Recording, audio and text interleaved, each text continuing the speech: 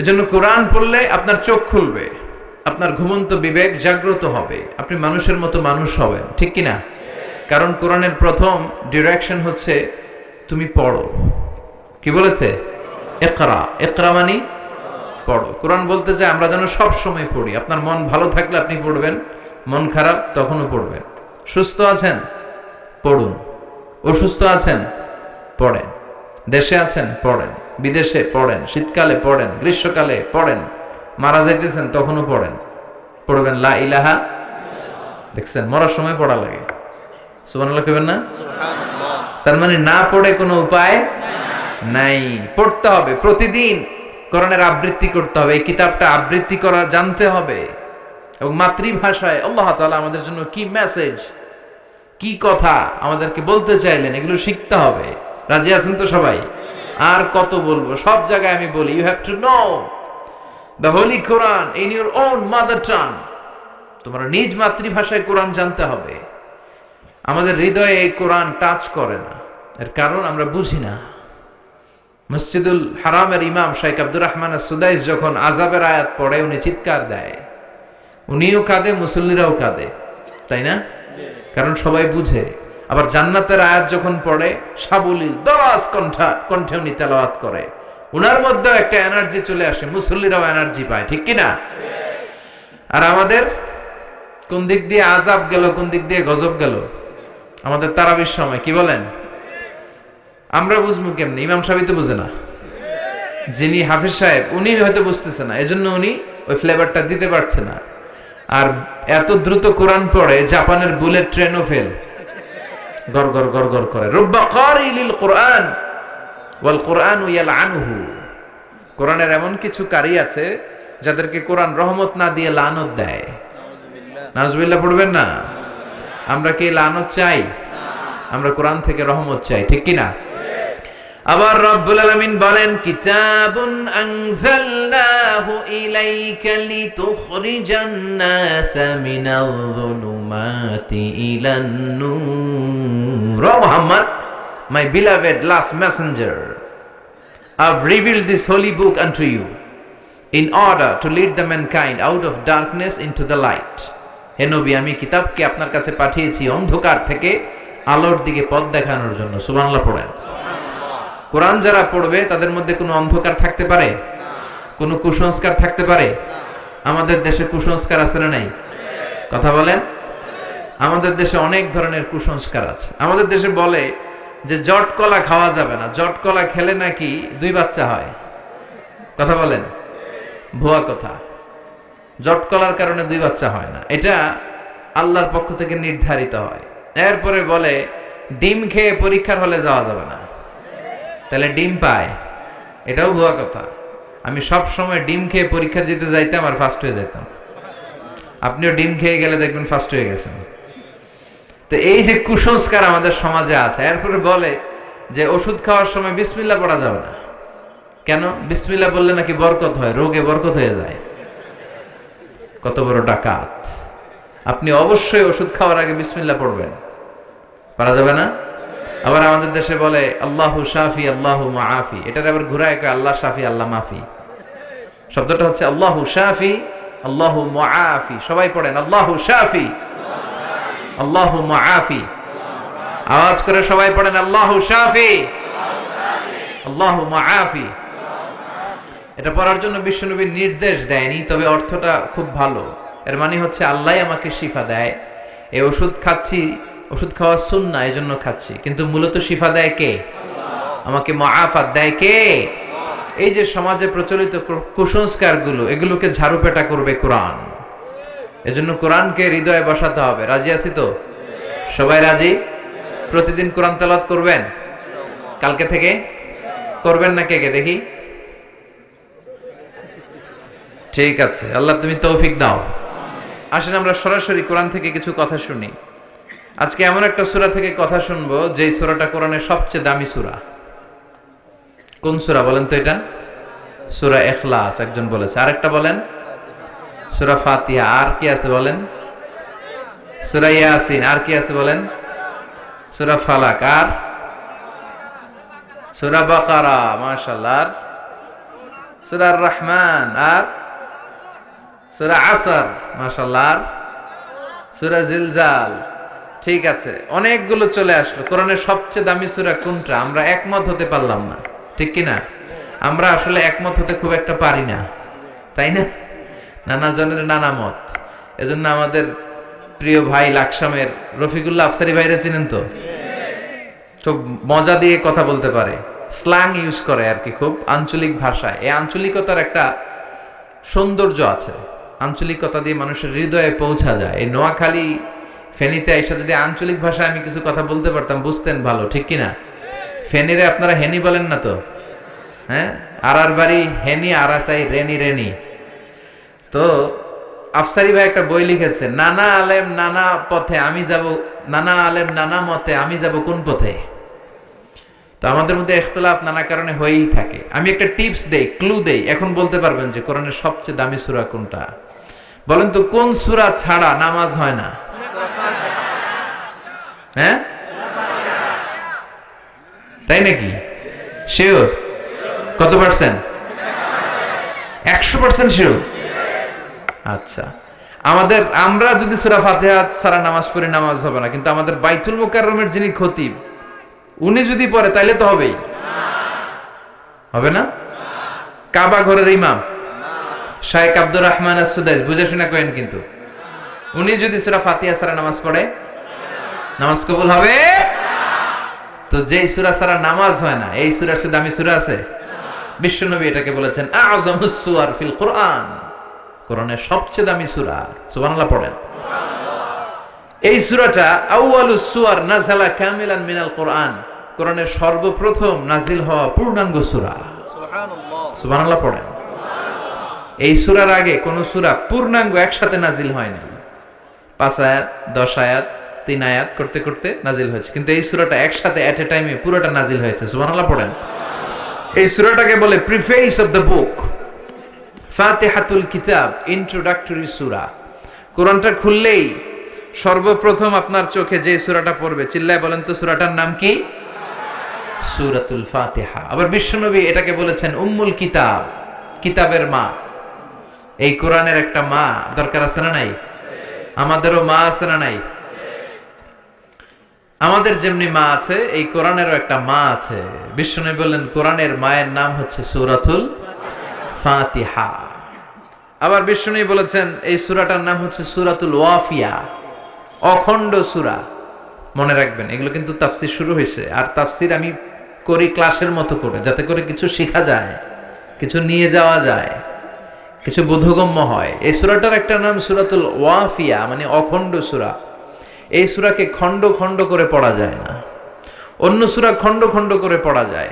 যেমন ধরেন, আমি সূরাতুল আর রহমানের 10 আয়াত পড়লাম প্রথম রাকাতে, এরপরে দ্বিতীয় রাকাতে যে আরো 10 আয়াত পড়লাম, কোনো সমস্যা আছে? নাই।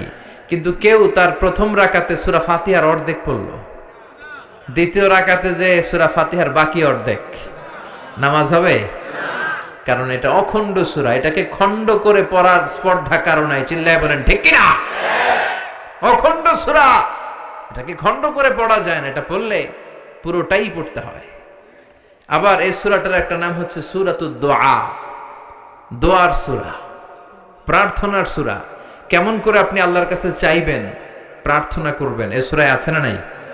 আমরা এই সূরাতে প্রতিদিন বলি ইহদিনাস সিরাতাল, ও আল্লাহ, show us the right path, show us the correct path, show us the middle path।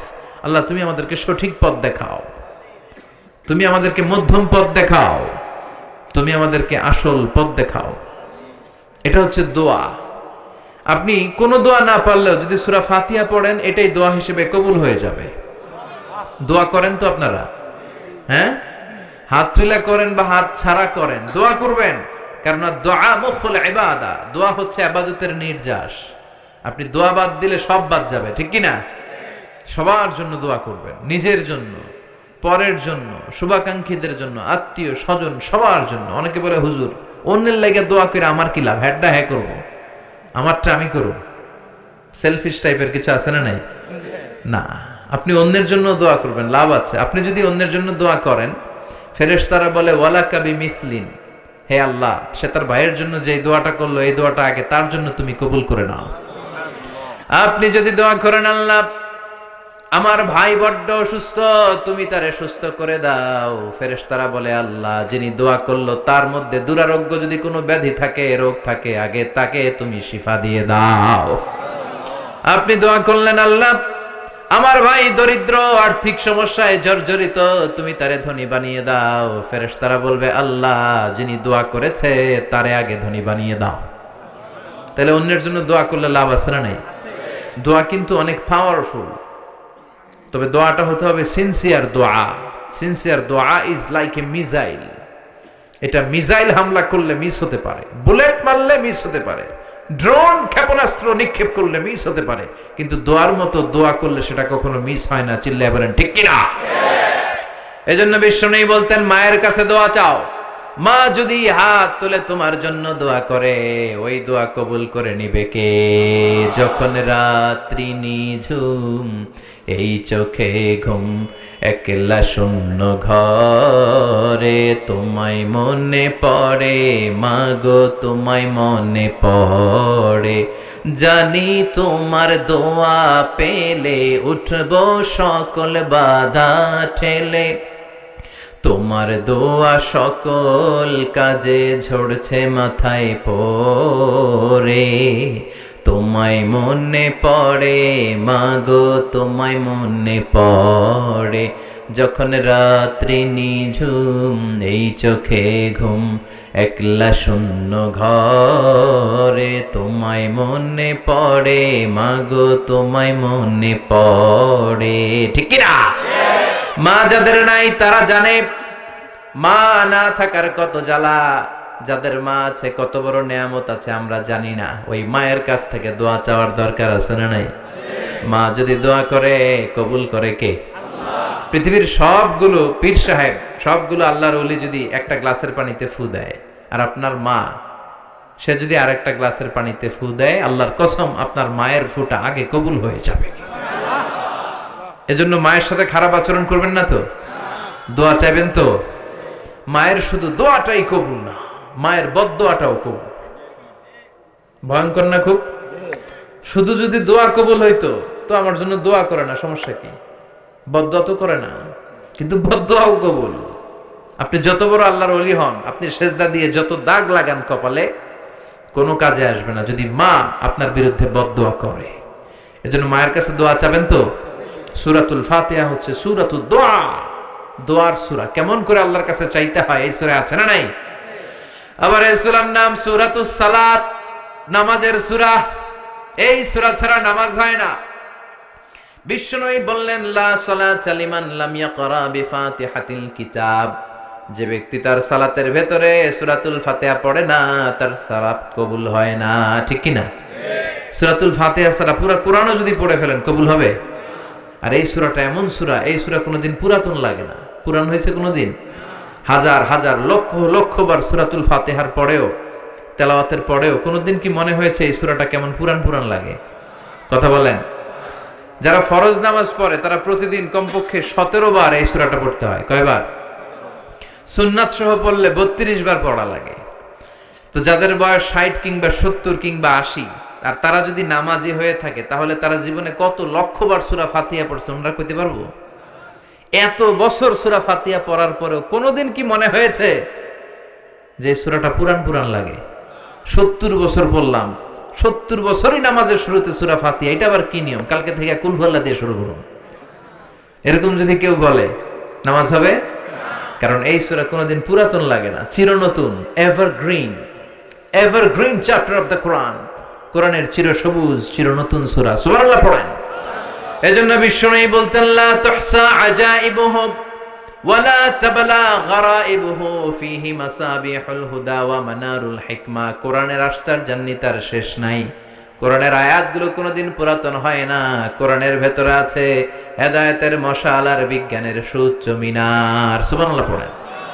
সূরাতুস সালাত। আবার এই সূরার আরেক নাম সূরাতুশ শিফা, আরোগ্য প্রাপ্তির সূরা। কোন সূরা পড়ে ফু দিলে মানুষ সুস্থ হয় বলেন? সূরাতুল ফাতিহা। এটা অনেকে জানেই না। অনেকে কয় হুজুর এইটা, এটা তো আমি পারি, আরেকটা কোন? আরেকটা না, এটাই পড়েন। ছোট্ট সূরা তো মুখস্থ আছে, জন্য গুরুত্বই দিতে চায় না। অনেকে বলে হুজুর আমি অসুস্থ, কি পড়ুম? আমি বলে সূরা ফাতিহা পড়েন। আরেকজন বলে হুজুর আমার ডায়রিয়া, কি পড়বো? আমি কই ফাতিহা পড়েন। একজন বলে হুজুর আমার মাথা ব্যথা, কি পড়বো? কয় ফাতিহা পড়েন। মানে প্যারাসিটামল 3 বেলা, এই সিস্টেমে সুবহানাল্লাহ পড়েন। অনেকে মানতে চায় না, কয় হুজুর এটা পারি, আরেকটা কম। না, আর কোনো সূরা আপনার পড়ার দরকার নাই। অসুস্থ হলেই সূরা ফাতিহা পড়ে ফু দিলে সুস্থ করে দিবে কে? কিন্তু ঈমানটা থাকতে হবে মজবুত। ফু দেওয়ার মধ্যে পার্থক্য আছে না নাই? অনেকে সারাদিন ফু দিয়ে মোমবাতি নিভাইতে পারে না, আর অনেকে ফু মারলে পানিতে আগুন ধরে যায়। পার্থক্য ঈমানে। ঈমানটা হতে হবে ঈমানের মতো। চিল্লায় বলেন ঠিক কিনা? যে ঈমানে প্রয়োজনে জ্বলে ওঠে না, যে ঈমান সত্য ন্যায়ের কথা বলে না, যে ঈমানে প্রয়োজনে জ্বলে ওঠে না, যে ঈমান সত্য ন্যায়ের কথা বলে না, যে ঈমান বাস্তবে নাই, যে ঈমান অন্তরে নাই, মুখে ফুটায় কথার কলি, কি করে তারে বলো ঈমান বলি, কি করে তারে বলো ঈমান বলি, কি করে তারে বলো ঈমান বলি। ঠিক কি না? তার মানে ঈমান ঈমানে পার্থক্য আছে না নাই? নামধারী মুমিন হলে চলবে না। আপনি যদি পাক্কা ঈমান নিয়ে সূরা ফাতিহা পড়ে ফু দেন, অসুস্থকে মুহূর্তে সুস্থ করে দিবে কে? বিশ্বনবীর সাহাবারা আবু সাঈদ আল খুদরি রাদিয়াল্লাহু তাআলা আনহুর নেতৃত্বে সফরে বেরোলেন। বুখারীর বর্ণনা, এটা বানোয়াট কোনো কথা নয়। সফরে ওনারা দেখলেন মানুষের জটলা, সাহাবারা মানুষের জটলা ভেঙে ভিতরে ঢুকে দেখে এক লোক শুয়ে আছে, আর সবাই মন্ত্র তন্ত্র পড়ে ফু দিচ্ছে। অসুস্থরে সুস্থ বানানোর জন্য মন্ত্র পড়তেছে, সুমন্তর সু কালিকুত্তার ঘু। আচ্ছা বলেন তো, এই মন্ত্রে কেউ সুস্থ হবে? আরো অসুস্থ হবে। কথা বলেন তো। নানা ধরনের মন্ত্রতন্ত্র করে ফু দেয়, কিন্তু অসুস্থ তো সুস্থ হয় না। বিশ্বনবীর সাহাবা আবু সাঈদ আল খুদরি বলল, তোমরা এগুলো কি পড়ো? এগুলোতে কাজ হবে না। আমার কাছে এমন জিনিস আছে, এটা পড়ে আমি ফু দিতে দেরি, সুস্থ হতে দেরি হবে না। এলাকার লোকেরা বলে আসো তাহলে ফু দিয়ে যাও। প্রথমে দাম দেয় না, পরে যখন বললো এমন রুকিয়া আমি করবো, এইটা করে দিলে আল্লাহ সুস্থ করে দিবে, পরে বলে আসো ফু দিয়ে যাও। সাহাবা বলে না, মাগনা ফু আমরা দেই না। সবাই বলে তাহলে কি লাগবে? কয় ছাগল লাগবে। ছাগল, এক পাল ছাগল দিও। কোন বর্ণনা 100, কোথাও 30। ধরেন 30টা ছাগল ডিমান্ড করেছে, দিতে হবে। সবাই কয় আমরা রাজি, কারণ এটা আমগো নেতা, এটা মরে গেলে আমরা হয়ে যাবো খেতা। নেতারে বাসায় রাখতে হবে। বাড়ি বাড়ি চাঁদা তুলে 30টা ছাগলের এক পাল নিয়ে বলে ঠিক আছে এবার রুকিয়া করো। বিশ্বনবীর সাহাবা ওই অসুস্থ সাপে কাটা লোকটার পায়ের সামনে বসে পড়তে আরম্ভ করলেন, আলহামদুলিল্লাহি রাব্বিল আলামিন আর রহমানির রহিম মালিকি ইয়াউমিদ্দিন إياك نعبد وإياك نستعين اهدنا الصراط المستقيم صراط الذين أنعمت عليهم غير المغضوب عليهم ولا الضالين চিল্লায়ে পড়েন আমিন। সূরা ফাতিহা পড়ে ফু দিতে দেরি, মুহূর্তের মধ্যে বন্ধ চোখ খুলে গিয়েছে। আবার ফু দিল, শোয়া থেকে বসে গিয়েছে। আরেকবার ফু দেওয়ার সাথে সাথে হাঁটাহাঁটি শুরু করছে। সুবহানাল্লাহ পড়েন। আশেপাশের লোক সব টাসকি খেয়ে গেছে। সাহাবা বলে টাসকি পরে খাইও, আগে ছাগল দাও। কি দাও? 30টা ছাগল দিয়েছে। ওনারা ছাগল নিয়ে বাপের বেটার মতো মদিনায় আসতেছে। পথিমধ্যে প্রচন্ড ক্ষুধা, ক্ষুধার কারণে কয়েকটা ছাগল জবাই করে খেয়েছে। খাওয়ার পরে মাথা ঠান্ডা, হায় রে কোরআন দিয়ে ফু দিয়ে যে ছাগল আনলাম, ওই ছাগল যে খাইলাম, এটা নেওয়া জায়েজ হইল কিনা, মাসালাটা বিশ্বনবীর সাথে ক্রস চেক, রিচেক আর ডাবল চেক করার দরকার আছে না নাই? যে বিশ্বনবীরে বলে নবী সফরে গিয়েছিলাম, এমন এমন ঘটনা, সূরা ফাতিহা পরে ফু দিয়ে অসুস্থকে সুস্থ করা হয়েছে। 30টা ছাগল এনেছি, ছাগল খাইছি, জায়েজ হয়েছে কিনা? বিশ্বনবী বললেন জায়েজ হয়েছে মানে কোরআনের দাম বাড়ায় দিয়ে আসছস বেটা। আল্লাহু আকবার। ছাগল ভাগ বটোয়ারার পরে কিছু থাকলে আমারও তোমরা দিও। বিশ্ব